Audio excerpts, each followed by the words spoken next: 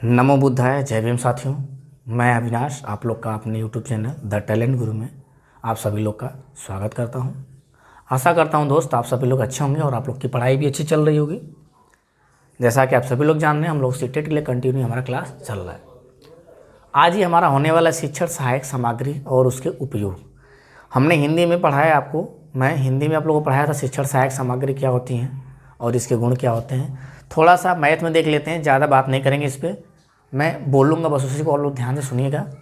तो ये जो लिखा गया है कि शिक्षण सहायक सामग्री की तैयारी कैसे की जाती है, वहाँ पर तो हमने बताया शिक्षण सहायक सामग्री क्या होती है।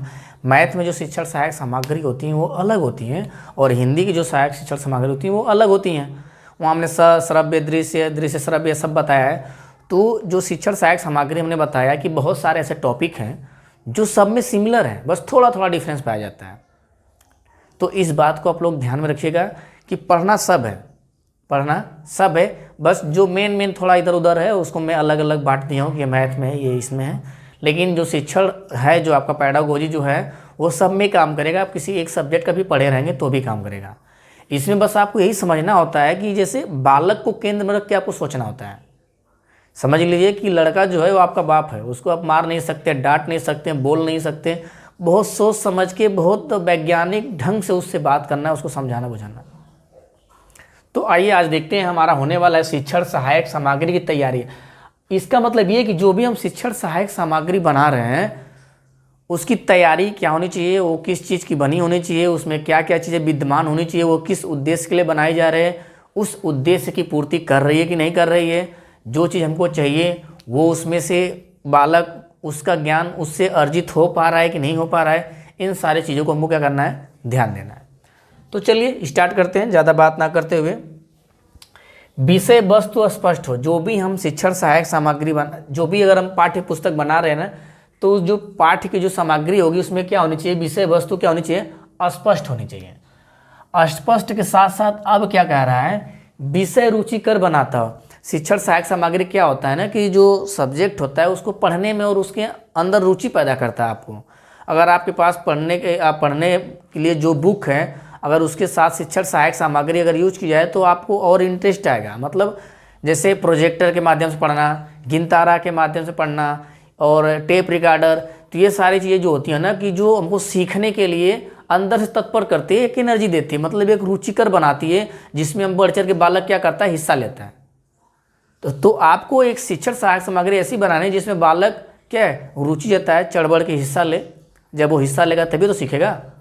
तो अगला हमारा कह रहा है कि सरल, और जो चीज़ें भैया हम बना रहे हैं ना वो बिल्कुल सरल से कठिन की ओर अधिगम होता है। मतलब आपको ऐसी शिक्षण सामग्री बनानी है, ऐसे विषय वस्तु ऐसे बनाने हैं, किताब आपको ऐसी बनानी है कि जिससे बालक क्या हो, उसमें सरल दिया हो और उसी के जोड़ के, मतलब पूर्व ज्ञान को जोड़ के और आगे उसको बढ़ाया गया हो। तो मतलब जो प्रीवियस ईयर में जो पिछले कक्षा में पढ़ लिया है उसी के अनुरूप आपको अगली कक्षा की बुक बनानी है।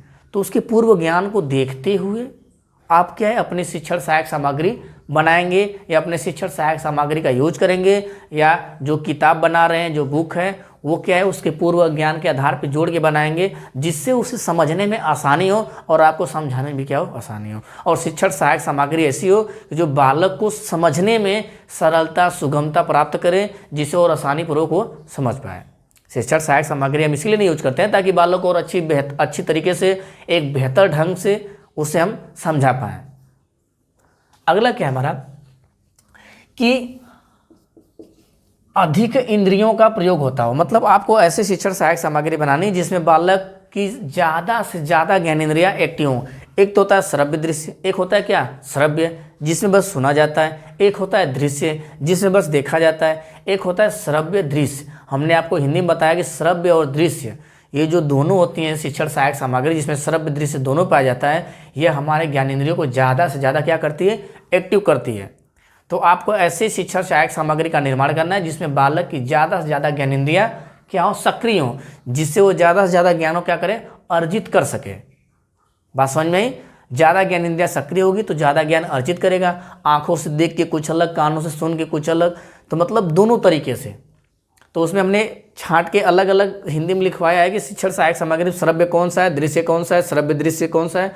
हमने दोनों उसमें तीनों के बारे में चर्चा किया हुआ है, तो वहाँ से उसको देख लीजिएगा। अब ये कह रहा है कि जो शिक्षण सहायक सामग्री बनाएंगे ना, उसमें समय तथा ऊर्जा या शक्ति की बचत होती है। किस लिए बनाते हैं भैया?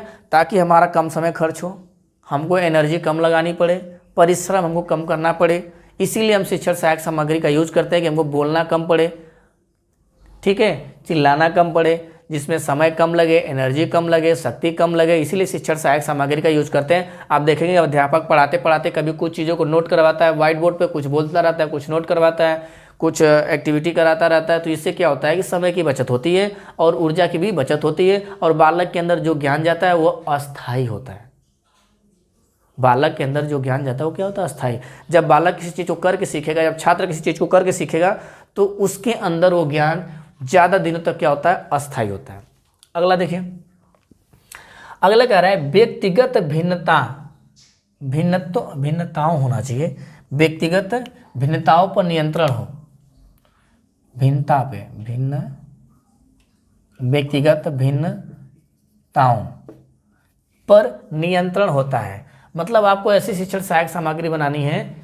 अच्छा, ये पॉइंट छूट गया, ज्ञान मस्तिष्क में स्थिर होता है। तो हमने क्या बताया कि आपको ऐसी शिक्षण सहायक सामग्री का यूज करना है कि जो बालक के मस्तिष्क में क्या हो, जो भी ज्ञान वो अर्जित करे उसके माध्यम से उसके माइंड में स्थिर हो लंबे समय तक के लिए। और ये अगला कह रहा है कि व्यक्तिगत भिन्नताओं पर नियंत्रण हो, मतलब आप जो भी शिक्षण सहायक सामग्री बना रहे हैं किसी में ये भिन्नता ना हो, किसी में ये ऐसा ना हो कि नहीं ये केवल लड़के यूज कर सकते हैं, केवल लड़कियां यूज कर सकती हैं, ऐसी कोई भेदभाव की भावना ना हो, चाहे लिंग के आधार पर हो, चाहे जाति के आधार पर हो, चाहे धर्म के आधार पर हो, ऐसा कुछ भी भेदभाव नहीं होना चाहिए। ऐसी आपको शिक्षण सहायक सामग्री बनानी है। अगला कह रहा है हमारा कि कक्षा चर्चा को प्रोत्साहन मिलता है। इससे क्या होता है कि जो सामूहिक कक्षा होती है उसमें क्या होता है, सबके अंदर क्या है, प्रोत्साहन मिलता है। क्योंकि आप जब लैब में ले जाते हैं, जैसे प्रोजेक्टर कहीं भी अगर लगाते हैं, तो वहाँ बच्चे क्या उत्साहित होते हैं और क्या है, चर्चा में आपस में बात करने के लिए। चर्चा का मतलब होता है आपस में बात करना। आप अगर कोई भी कार्य करवा रहे हैं, अगर मान लीजिए भ्रमण विधि पर ले गए हैं, तो बालक जो वहाँ से सीख के आया है, वहाँ सीखने के बाद जब आएगा तो आपको एक चर्चा रखनी है। तो वो चर्चा जो हमारा किस में आता है, ये भी हमारे शिक्षण सहायक सामग्री के अंदर आता है। तो चर्चा रखेंगे, चर्चे में क्या है, सबको आज़ादी देंगे कि आपस में बात कर सके, जिससे अपने विचारों का वो आदान प्रदान कर सके, जिससे जो चीज़ें वो वहाँ से अर्जित करके आया है अपने सहपाठियों में उसे वो बांट सके। जिससे क्या होता है कि अगर मान लीजिए कहीं पर भ्रमण विधि पे ले गए हैं, कोई चीज़ वहाँ पर अगर दिखाने के लिए किसी उद्देश्य के लिए, तो इसके लिए पहले से तैयार किया जाता है। ये मैं पढ़ाऊँगा पर्यावरण में। तो चर्चा इसलिए रखी जाती है ताकि सभी बालक एक ही समय में एक ही चीज़ पर फोकस नहीं करेंगे, सब अलग अलग चीज़ों को देखे होंगे, अलग अलग चीज़ों का अवलोकन किए होंगे, उसके बारे में जानकारी नोट किए होंगे। तो जब आप सामूहिक चर्चा रखेंगे तो उसमें उनके विचारों का आदान प्रदान होगा। कुछ बालक कुछ और देखा है, कोई कुछ और देखा है। इससे क्या होगा कि ज्ञान का क्या होगा, विसर्जन होगा, ये कह सकते हैं ज्ञान का विस्फोट होगा। मतलब ज्ञान फैलेगा वहाँ पर, एक तरह से विस्तृत होगा एक दूसरे के बीच में, ताकि ज़्यादा से ज़्यादा जानकारी उन दोनों के बीच में, मतलब सारे विद्यार्थियों के अंदर ज़्यादा से ज़्यादा जानकारी इकट्ठी हो सकती है। सब एक ही जगह में कम समय में ज़्यादा चीज़ें क्या है, अर्जित कर सकते हैं। इसलिए सामूहिक चर्चा रखनी चाहिए। उच्च मानसिक क्षमता का विकास होता है। इसमें सोचने समझने की शक्ति बढ़ती रहती है। इसमें क्या होती है, उच्च मानसिक क्षमता का विकास होता है। ज़्यादा से ज़्यादा ज्ञानेंद्रियाँ एक्टिव होती हैं, तो ज़्यादा से ज़्यादा सोचने समझने की शक्ति क्या होती है, उसके अंदर विकसित होती है। अगला कह रहा है वैज्ञानिक दृष्टिकोण। हाँ, ये तो भैया सही बात है। वैज्ञानिक दृष्टिकोण का विकास होता है, सबको पता है। वैज्ञानिक दृष्टिकोण मतलब होता है दृष्टिकोण मतलब होता है देखने का नजरिया। वैज्ञानिक मतलब एक बालक जो है, विद्यार्थी क्या है, वैज्ञानिक की तरह सोचने समझने की शक्ति उसके अंदर विकसित होती है। उसका नजरिया क्या है, एक वैज्ञानिक रूप ले लेता है, जिससे वो क्या है, अपने कार्य को और सफलतापूर्वक वैज्ञानिक ढंग से कम समय में कम खर्च में और शुद्धता से और शुद्धता से अच्छी चीज़ों का क्या करता है, वो निर्माण कर लेता है। अगला कह रहा है कि जो पाठ में नवीनता आती है। मतलब अगर चैप्टर जो है, अगर उसको नए तरीके से पढ़ाया जाए तो उसमें सोचने समझने की शक्ति भी क्या होती है, अलग अलग तरीके से डेवलप होती है। अब एक ही चीज़ को कई लोग अपने तरीके से पढ़ाते हैं, कई लोग किसी और चीज़ का एग्जाम्पल लेकर रिलेटेड पढ़ाते हैं, मैं कुछ और कोई कुछ और। तो ऐसे क्या होता है, बालक के अंदर सोचने समझने की क्षमता क्या होती है, विकसित होती है। चौमुखी ज्ञान होता है, चारों तरफ से सोचने की क्षमता। त्रिमुखी हमने बताया क्या है, त्रिमुखी आपको क्या बताया था, मैं त्रिविमी बताया था। त्रिविमी का मतलब वही चौमुखी या बहुमुखी। बात समझ में आई? तो कई पक्षों की तरफ से वो सोच सकता है, तो पाठ में नवीनता आती है। इससे क्या होती है कि पाठ को नए तरीके से समझने की एक कह सकते हैं कि एक मतलब नवीन पाठ में नवीनता आती है। मतलब किसी चैप्टर को नए तरीके से समझने की क्या होती है, शक्ति मिलती है। या क्षमता विकसित होती है, या सोचने के लिए, तर्क करने के लिए हमारे अंदर क्षमता विकसित होती है किसी चैप्टर को नए तरीके से समझने के लिए। अगला कह रहा है कि सामग्री के गुण कैसे होने चाहिए। ये जो सामग्री है उसके गुण कैसे होने चाहिए। आप जिस लिए बना रहे हैं उस उद्देश्य की पूर्ति करती हो। हम कह रहे हैं दाल जिस लिए बनाए दाल की तरह लगे, सब्जी जिस लिए बनाए सब्जी की पूर्ति करे, कपड़ा हम जिस लिए पहने उसके उद्देश्य की कपड़ा हमारा पहने से कि मतलब शरीर ढका रहे। तो जो भी शिक्षण सहायक सामग्री हम बना रहे हैं वो जिसके लिए बना रहे हैं उस उद्देश्य की पूर्ति कर रहा है कि नहीं, इस बात पर क्या करना है, विशेष ध्यान देना है आपको। तो कह रहा है सामग्री के गुण, सामग्री गुण क्या होने चाहिए, जो सामग्री हो क्या हो, सरल हो, कम समय सरल हो, सस्ता हो और आसानी पूर्वक जिसे बनाया जा सके, कम खर्च में बन सके, ठीक है, और आसपास कहीं भी हमको मिल सके वो, और ये कह सकते हैं वो स्पष्ट हो, उसमें साफ़ सुथरी चीज़ें हों, उसमें शुद्धता हो, जिससे वो बालक आसानी पूर्वक समझ पाए। ऐसे गुण होने चाहिए जो भी शिक्षण सहायक सामग्री हम बना रहे हैं। इसमें कह रहा है कि विषय वस्तु के स्पष्ट, मतलब जो विषय वस्तु है उसे स्पष्ट रूप से समझाती हो, जो भी चैप्टर है उसको बढ़िया से समझा पाए, ऐसी हमारे शिक्षण सहायक सामग्री के गुण होने चाहिए। और कह रहा है कि विद्यार्थी की आयु एवं कक्षा के अनुरूप हो, मतलब बालक जिस कक्षा में है उसके अनुरूप होनी चाहिए, उसकी क्षमता, उसकी मानसिक क्षमता के अनुरूप और उसके कक्षा के अनुरूप होनी चाहिए। ये नहीं कि भैया कक्षा 2 का बालक है तो उसे लेके व्याख्यान विधि में लेके चले गए या प्रयोगशाला में लेके चले गए। तो मतलब बालक जिस अवस्था में है, जिस कक्षा में है, उसके मानसिक क्षमता के अनुरूप ही हमको क्या बनाना है, शिक्षण सहायक सामग्री बनाना है कि बालक इतना समझ सकता है तो इसको ऐसी शिक्षण सहायक सामग्री उपलब्ध करानी चाहिए। ऐसे माध्यम से हमको क्या करना है, समझाना, सिखाना या पढ़ाना जाना चाहिए। अगला कह रहा है कि वह प्रदर्शन योग्य, मतलब उसको कहीं प्रदर्शनी में लिया जा सके और आकर्षक हो, मतलब ऐसी होनी चाहिए शिक्षण सहायक सामग्री जिसको बालक देख के, छोटे बच्चे देख के क्या हो, आकर्षित हो, उसके तरफ उनका झुकाव बढ़े, उनका उससे लगाव हो, उनसे उसका लगाव हो जाए, उनसे उसका झुकाव बढ़े और उनको अपनी तरफ खींचे। आप देखेंगे जो बालक की जो छोटे UKG LKG 1 2 3 4 जो भी किताबें बनती, किताबें बड़े बड़े अक्षरों में बड़ा बड़ा फोटो, मतलब खूब आसपास की चीज़ें छपी होती हैं जो उसके आसपास के इन्वायरमेंट से जुड़ी होती हैं, और उससे देख के क्या होता है, वो आकर्षित होता है। तो जो कॉपी होनी चाहिए, जो बुक होनी चाहिए, बुक में हमने हिंदी में पढ़ाया है कि बुक में पहले पेज पे पूरा चीज़ें लिखी होनी चाहिए कि इसके अंतर्गत क्या क्या है, और हर चैप्टर में बड़े बड़े अक्षरों में लिखा जाना चाहिए, रंगीन उसमें फ़ोटो हों, और फ़ोटो ऐसी हो कि जो उस कहानी को समझाने के लिए क्या करें, उत्सुक, या तो उस कहानी को समझा पाएँ, जिस कहानी के लिए हम फ़ोटो वहाँ पे डालें, जो भी इमेज डालें हैं उस कहानी को समझा सके, जिसमें आदर, सम्मान, प्रेम, इन सारी भावनाओं को विकसित करने के लिए ऐसे ऐसे उसमें फिगर होने चाहिए। और जो स्कूल का जो इन्वायरमेंट होना चाहिए, विद्यालय, उनके द्वारा बनाई गई चीज़ों से होना चाहिए, जो ड्राइंग बनाए हैं उन्हीं के द्वारा वो चिपकाई गई हो दीवार पे, उनके द्वारा पेंटिंग की गई हो, और उनके खेलने का एक अच्छा उचित स्थान हो। तो ये सारी चीज़ें क्या होनी चाहिए, ये शिक्षण सहायक सामग्री कैसे गुण होने चाहिए, उसमें ध्यान देना आपको। अगला देखिए, वह शुद्ध, सत्यपूर्ण एवं वास्तविक हो, मतलब सही चीज़ें हो, वास्तविक हो, फैक्ट हो, उसमें ज़्यादा क्या है, कुछ अपने से दिमाग लगाने की ज़रूरत ना पड़े। अगला जो कह रहा है कि वो सस्ती होनी चाहिए, और क्या है, आसानी से उपलब्ध अथवा बनाने में आसान, मतलब वो सस्ता होना चाहिए, कोई भी मार्केट में आसानी गरीब आदमी भी खरीद सके, ऐसे शिक्षण सहायक सामग्री होनी चाहिए, और आसानी से आसपास के मार्केट में उपलब्ध हो, जहाँ कम खर्च में हम जाके उसको ले सकें। अब शिक्षण सहायक सामग्री तैयार कैसे की जाती है भैया, तो पता चल गया कैसी होनी चाहिए और उसके गुण क्या होने चाहिए, पता चल गया। अब पता करना है कि इसको तैयार कैसे किया जाए।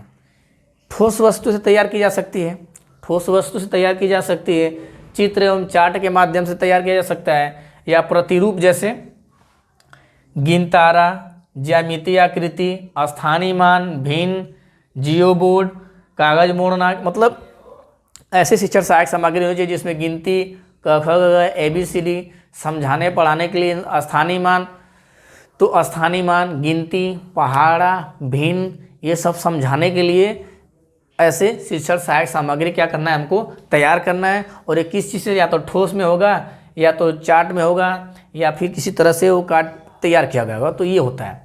तो जो इसमें ये, तो अब इसके बाद हम लोग पढ़ेंगे शिक्षण सहायक सामग्री कौन कौन सी है, कौन कौन सी नहीं है, जिसमें हमने लिया अबेकस गिनतारा को पहले ले लिया है। इसके बाद और शिक्षण सहायक सामग्री बहुत है, जियो बोर्ड है, अभी बचा हुआ है जियो बोर्ड। फिर इसके बाद हमारा क्या बचा है, बहुत सारी हैं, जियो बोर्ड, भिन्न कीट, अबेकस गिनतारा है ही। तो इसमें क्या होता है, अबेकस गिनतारा क्या होता है, यहाँ से भाई साहब क्वेश्चन पूछता है, इसको याद करके रखिएगा।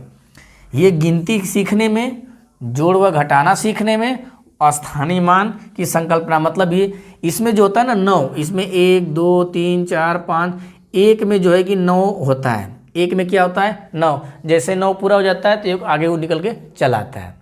तो ये जो गिनती सीखने के लिए काम आता है, ये कह सकते हैं गिनती सीखने के लिए काम आ सकता है, पहाड़ा सीखने के लिए काम आ सकता है, जोड़ घटाना के लिए, स्थानीय मान के लिए।